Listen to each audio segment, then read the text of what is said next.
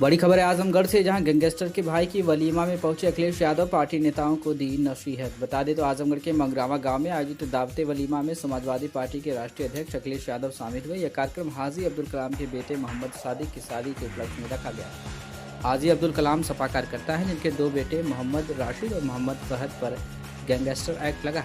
अखिलेश यादव का कार्यक्रम में भव्य स्वागत हुआ। मीडिया से बातचीत में उन्होंने पार्टी नेताओं के इतिहास पर चर्चा से बचने और समाजवादी पार्टी के कार्यों जैसे नौकरी आरक्षण और बेरोजगारी पर बात करने की सलाह दी। उन्होंने कहा कि इतिहास अगर सकारात्मक न हो तो उस पर चर्चा नहीं करनी चाहिए। अखिलेश ने योगी सरकार पर हमला बोलते हुए करड़ी सेना के प्रदर्शन की तुलना हिटलर की विचारधारा से की और कहा कि बीजेपी के ट्रूपर्स सड़कों पर राइफल और तलवार लेकर घूमते।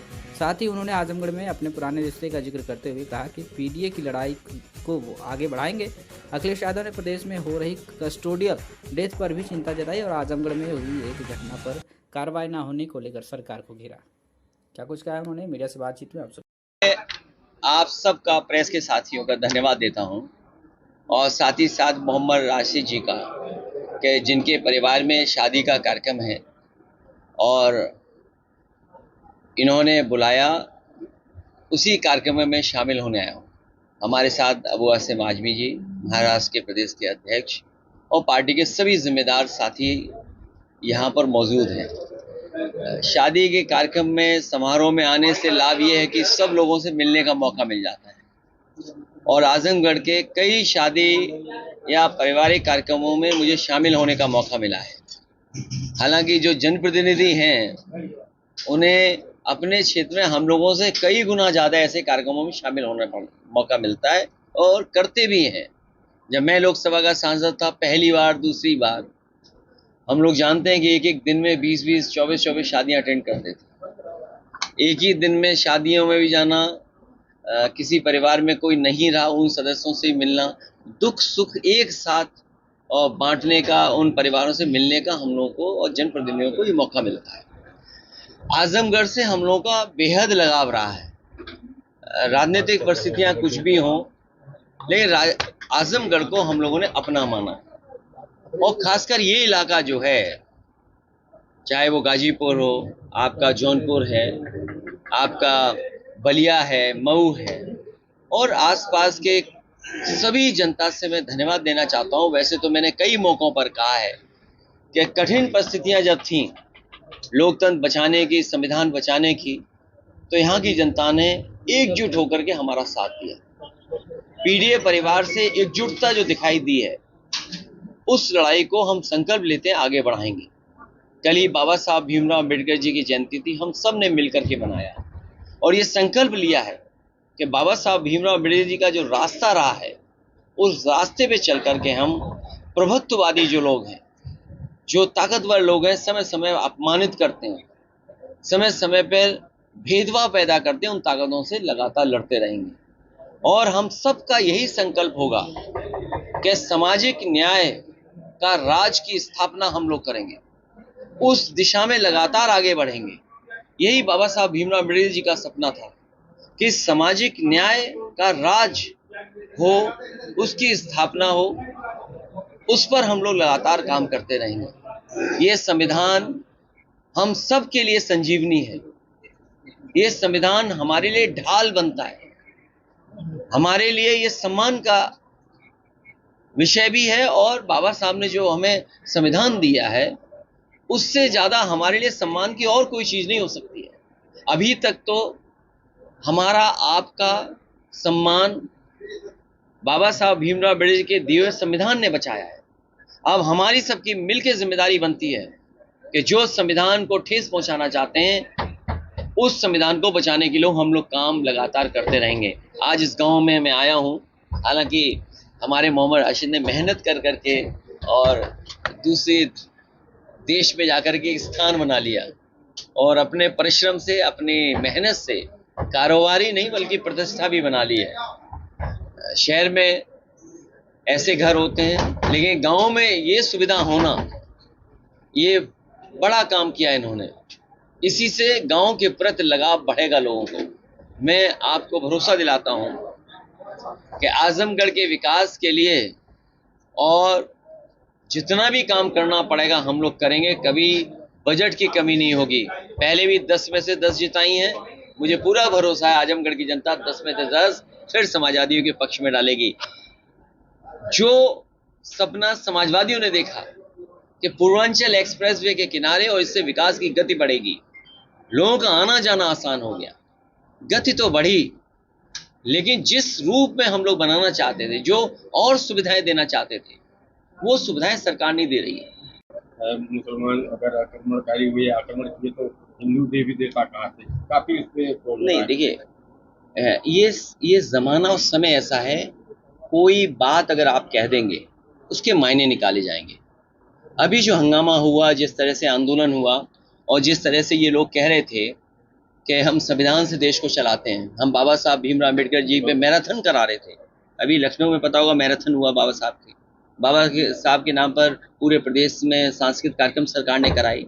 सरकार ये बताए, अगर उनके 400 एमपी जीत गए होते तो मैं आपको दावे के साथ कह सकता हूँ, ये जो नंगी तलवारें निकली हैं और ये जो राइफलें निकली हैं और जो गाली गलौज हुआ है, ये सड़कों पे दिखाई देता।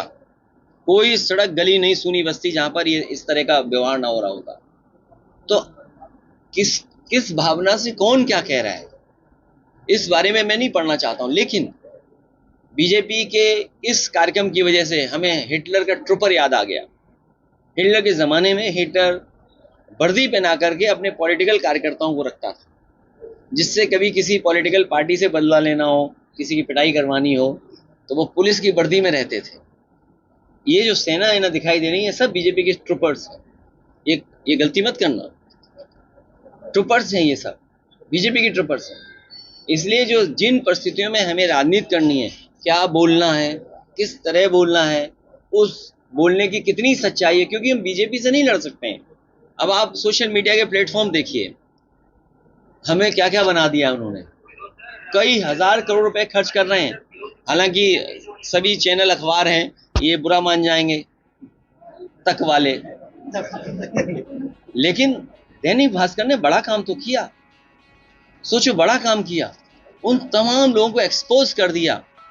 सोचो, अब एक्सपोज हो गए, वो जब घर परिवार में बैठते होंगे उनकी कैसी गुजरती होगी।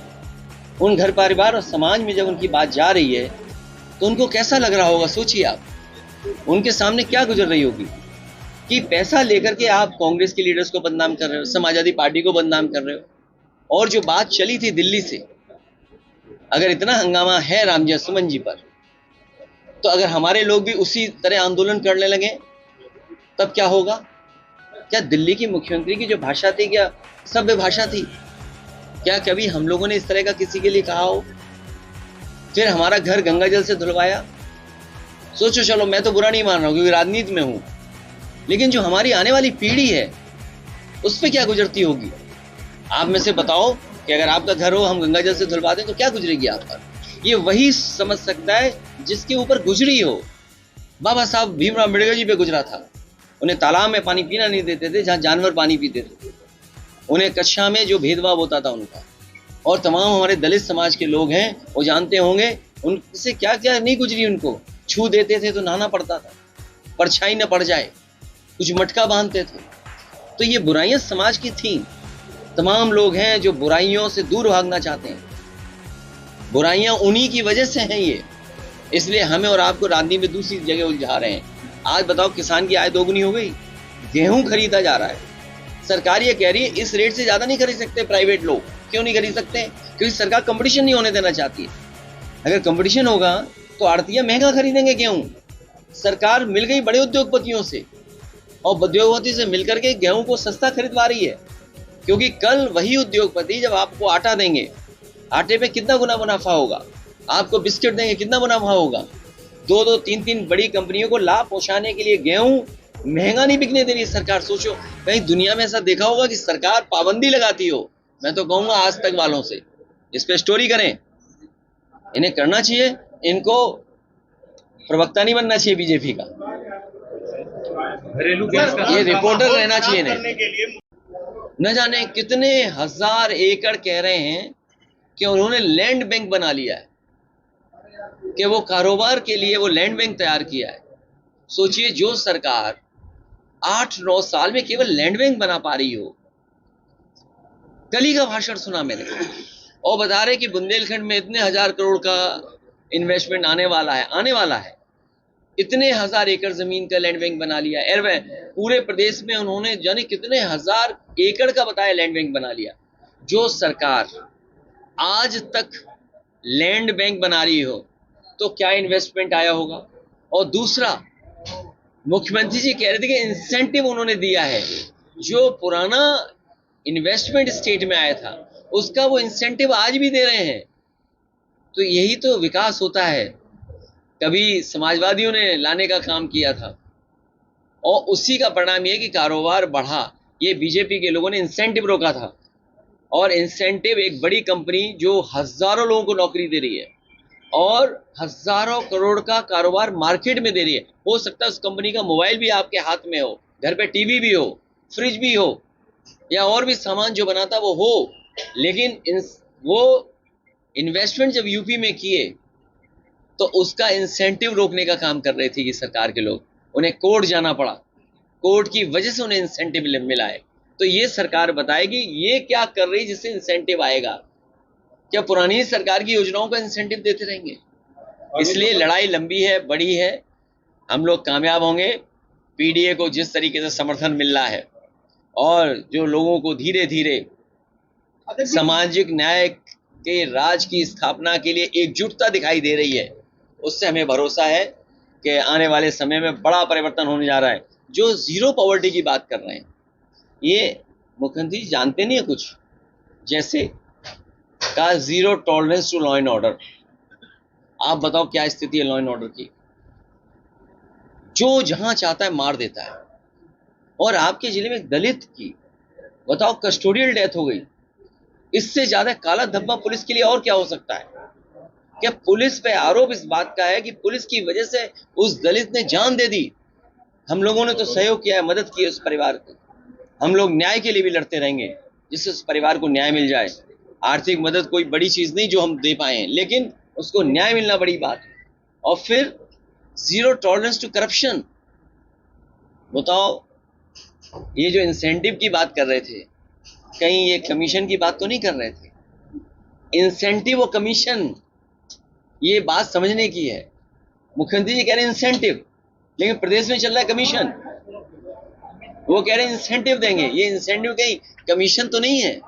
और उसका कमीशन का खेल हमने और आपने देखा कि एक अधिकारी अंडरग्राउंड है, एक आईएएस अंडरग्राउंड है।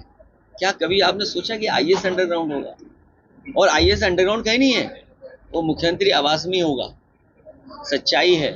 और इससे पहले एक पत्रकार साथी जानते होंगे, एक अखबार था प्रतिष्ठित, उसने इतनी छोटी सी खबर बनाई थी कि किसी अधिकारी पे आरोप लग रहा है, उसका 50-60 करोड़ रुपया पकड़ा गया है किसी दूसरे स्टेट में। तो टॉलरेंस टू करप्शन क्या है? इनका अधिकारी खुद इंसेंटिव की जगह कमीशन मांग रहा है। और याद रखना, इंसेंटिव कमीशन का झगड़ा नहीं था, वो मुख्य लोगों के बंटवारे का झगड़ा था। सुनने में आ रहा है अब कोई रिटायर होने जा रहा है। दो चीजें तो हमें पता है, कोई रिटायर होगा, एक तो कार्यवाहक होगा और पीछे सिंह होगा। दो चीजें तो हमें पता है, बीच का नाम आप बता देना हमें।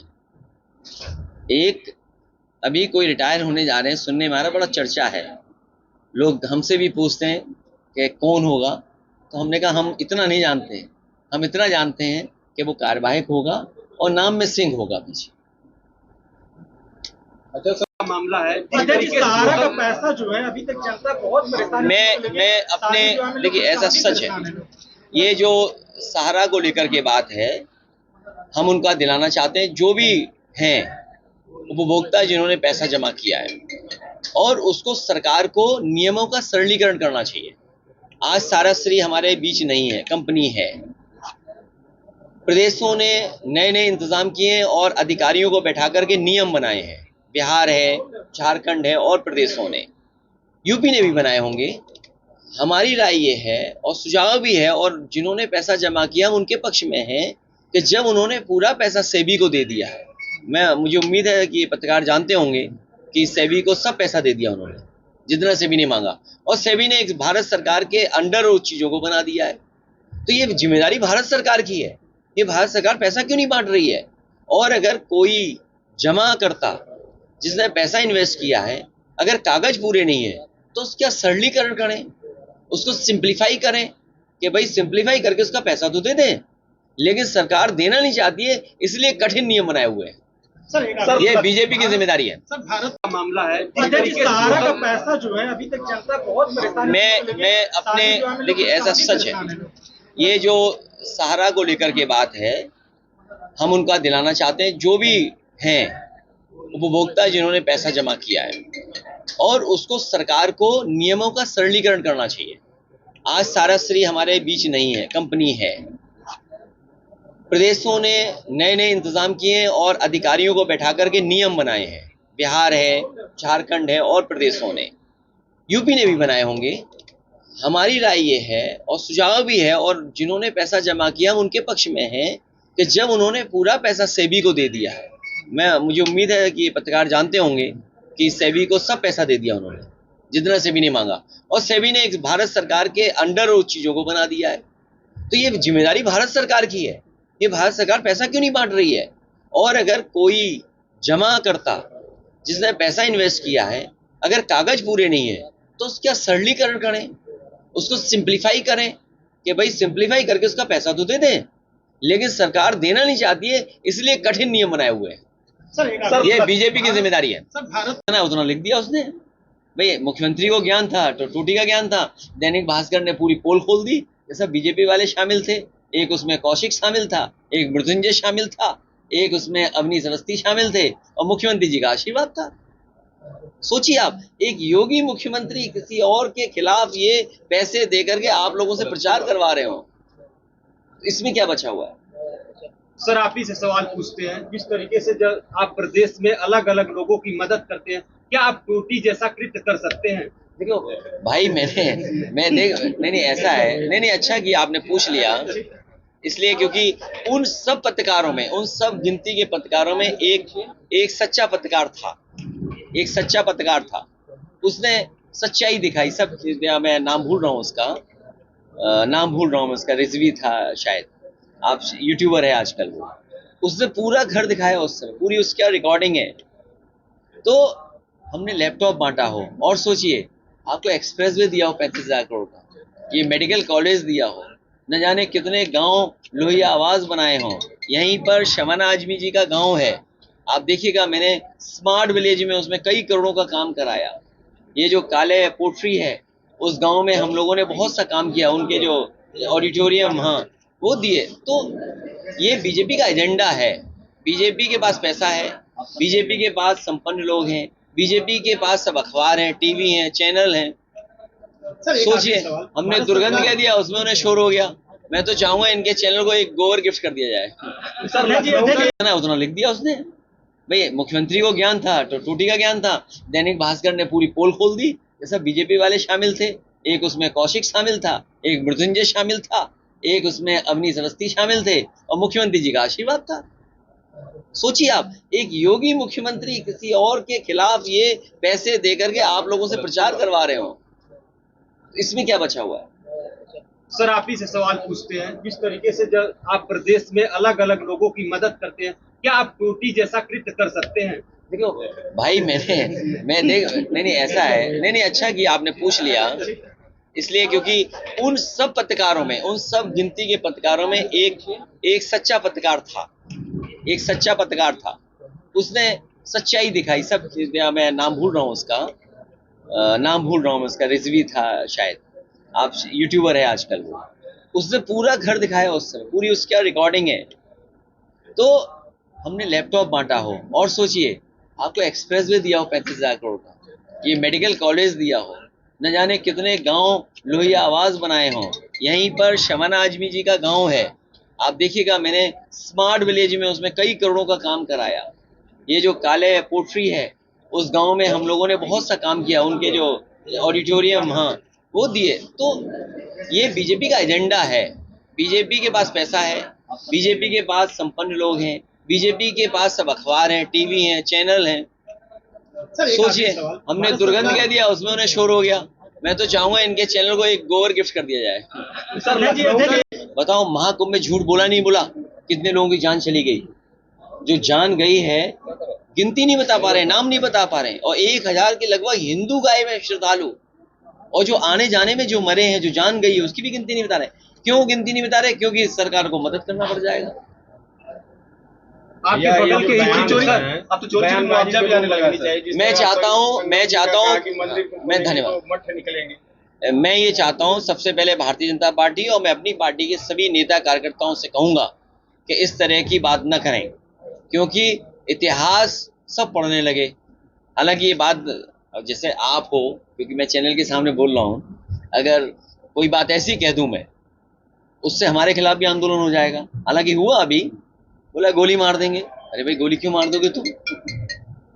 यही तो था ना, गोली मार देंगे। अगर मैं थोड़ा कमजोर आ जाऊं तो आजमगढ़ ही नहीं आता, मैं मोहम्मद शादी में नहीं आता, अगर कमजोर दिल का होता। रुकिए, अब ये मुझे आप बताइए, अगर किसी व्यक्ति ने कहा है गोली मार दें, तो उस पर कार्रवाई क्या कर रही सरकार?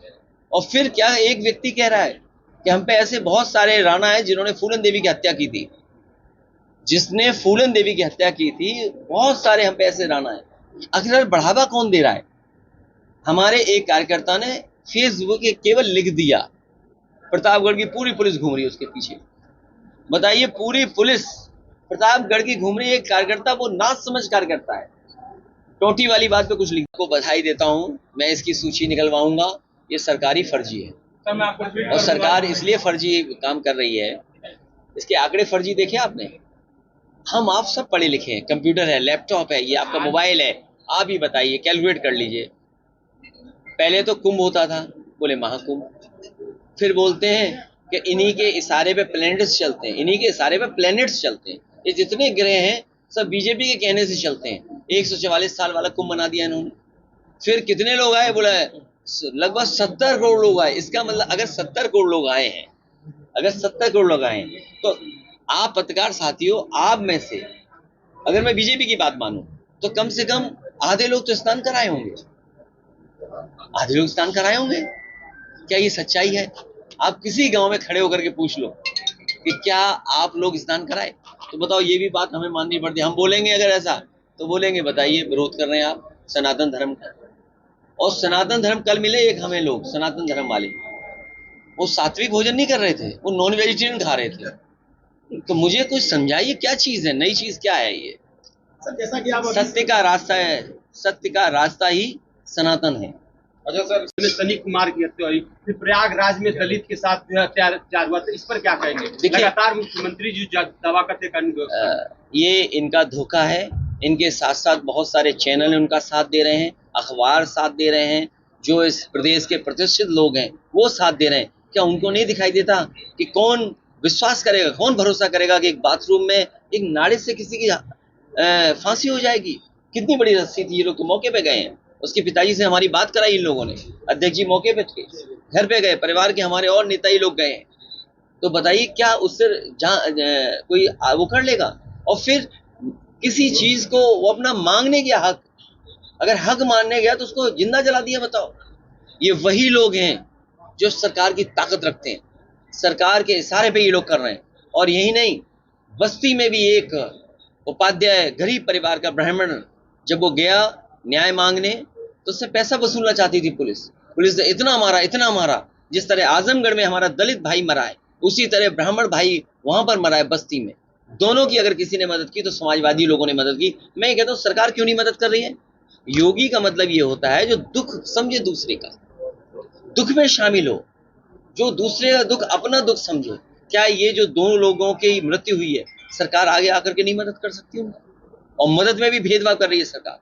जो उनके अपने लोग हैं उन्हें सरकारी नौकरी भी दे रहे हैं, लेकिन अगर कोई दलित चला जाए, जान चली जाए, उसको नहीं मदद करेंगे। जिन्होंने, देखिए, मिश्रा जी के साथ अन्याय हो रहा है, और जिन्होंने लिखाई है, जिन्होंने किया वार मिश्रा जी पे, जिन्होंने किया वार उन्हें छोड़ दिया। सोचिए, जिन्होंने वार किया मिश्रा जी पे, उन्हें छोड़ दिया। बताइए, लखनऊ में पूरे प्रदेश में सरकारी हॉस्पिटलों में जो व्यवस्था होनी चाहिए फायर फाइटिंग की, वो नहीं है। ये बड़ा ये भारतीय जनता पार्टी सब नकली सामान लगाए हुए अस्पतालों में, इसीलिए जानबूझ करके आग लगा रही, जिससे जांच ही ना हो पाए। सर, सोशल मीडिया पे ट्रेंडिंग जगह ले ली, हमारा नक्शा नहीं पास हो रहा है। तो मैंने अपनी पार्टी के लोगों से कहा है पहले नवरात्र में हो रहा था, उस समय बाबूजी थोड़ा स्वास्थ्य ठीक नहीं था, उसकी वजह से आगे बढ़ा दिया, फिर चुनाव आ गया। तो अभी बाबूजी भी स्वस्थ हैं क्योंकि वो सबसे पुराने समाजवादी हैं। हालांकि उनके बराबर के और भी हमारे समाजवादी नेता हैं, तो मैं चाहता था कि उन सबको इकट्ठा करके सम्मान हो जाए और कार्यक्रम हो जाए, क्योंकि उनका सांस उस समय नहीं ठीक था, इसलिए मैंने तारीख आगे बढ़ा दी थी, वरना ये लोग जानते हैं तारीख आ गई थी। अब मैं आपसे कहूंगा पत्रकार साथी, पूरे उत्तर प्रदेश में इलीगल कंस्ट्रक्शन हो रहा है, बताओ तो हम भी इलीगल करा दें? ठीक है, तो हमारी आप जिलाधिकारी महोदय से कहिएगा कि नक्शा पास करें, ठीक है, और पत्रास देख के तारीख तुम दोगे, उसी दिन हम उद्घाटन कर देंगे। कौन सा पार्टी काल है सर यहाँ पे अरे शुभ दिन बताओ तुम। खुल जाए सर। देखो ऐसा है, हम और आप हिंदू हैं, शायद हिंदू हो ना, तुम एक अच्छे पंडित जी से तारीख निकलवा दो। फिर देर किस बात की, बताओ तारीख। नहीं, आम जनता छोड़िए, पहले तारीख निकालो, कब तारीख है बताओ। नहीं, पत्रा देखो सर 20 तारीख को ही निकल जाए। पत्रा देखो ना सर जनता से मिलने के लिए तारीख क्या सर कभी? अरे मैं कह रहा हूँ, तुम पत्रा देखो, तुम नहीं जानते ये बातें। ठीक है सर, आप ये फिर पंडित जी नहीं है, नहीं ये पंडित जी नहीं है। सर निकलवा देंगे तो सर लगेगा। मैं मानूंगा नहीं, तुम पंडित जी नहीं हो, पत्रा नहीं निकाल पा रहे हैं। अरे क्या है ये? अरे ये धार्मिक काम तो सबको करने चाहिए, और तुम्हारी उम्र लगता है धार्मिक होने जा रही है, तुम भी किसी यात्रा पे चले जाओ। सांसद जी का पार्टी कार्यालय यहाँ पे नहीं